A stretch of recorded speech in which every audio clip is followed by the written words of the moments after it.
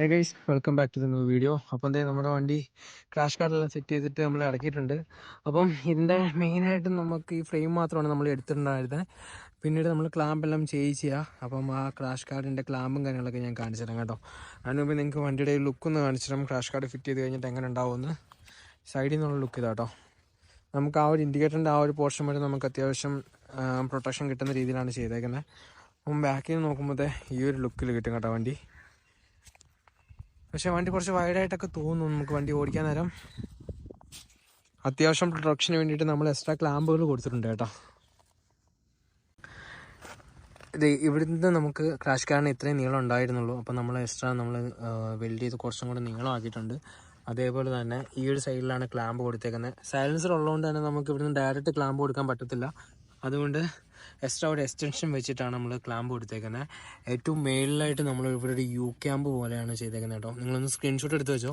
ഒരു U clamp പോലെയാണ് നമ്മളത് സെറ്റ് ചെയ്തേക്കുന്നത്. ഒരു ബോക്സ് ടൈപ്പ്, അധികം വൃത്തികേടില്ലാത്ത രീതിയിലാണ് കേട്ടോ. പുറത്തൊന്നും കാണാത്ത രീതിയിലാണ് നമ്മൾ ക്ലാമ്പ് സെറ്റ് ചെയ്തേക്കുന്നത്.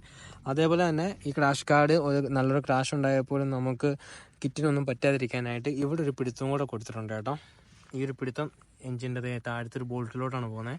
അത് എഞ്ചിൻ്റെ ബോൾട്ടല്ല, നമ്മുടെ ആ കിക്കറിൻ്റെ കടിയിലുള്ള ബോൾട്ടാണ്. അപ്പോൾ അങ്ങോട്ടത്തേക്ക് നമ്മളൊരു സ്റ്റേയും കൂടെ കൊടുത്തിട്ടുണ്ട്. അതാകുമ്പോൾ ഇവിടെ വന്ന് ക്രാഷ് ചെയ്താലും ഒന്നും പറ്റത്തില്ല. ആ ഒരു രീതിയിൽ നമ്മൾ അവിടെയും ചെയ്തിട്ടുണ്ട്. ഇവിടെ ഒരു സ്ലൈഡറുണ്ട്. അപ്പം ഇത്രയാണ് ക്ലാമ്പുകൾ വന്നേക്കുന്നത്. നിങ്ങളൊന്ന് സ്ക്രീൻഷോട്ട് എടുത്ത് വെച്ചാൽ മതി. അല്ലാന്നുണ്ടെങ്കിൽ സെറ്റ് ചെയ്യാൻ പോകുകയാണെന്നുണ്ടെങ്കിൽ പറഞ്ഞാൽ ആദ്യം നമ്മൾ അതിൻ്റെ ഫോട്ടോസും കാര്യങ്ങളും ഷെയർ ചെയ്ത് തരാം കേട്ടോ. ഇങ്ങനെയാണ് ഇവിടുത്തെ ക്ലാമ്പിൻ്റെ സെറ്റപ്പ് വരുന്നത്.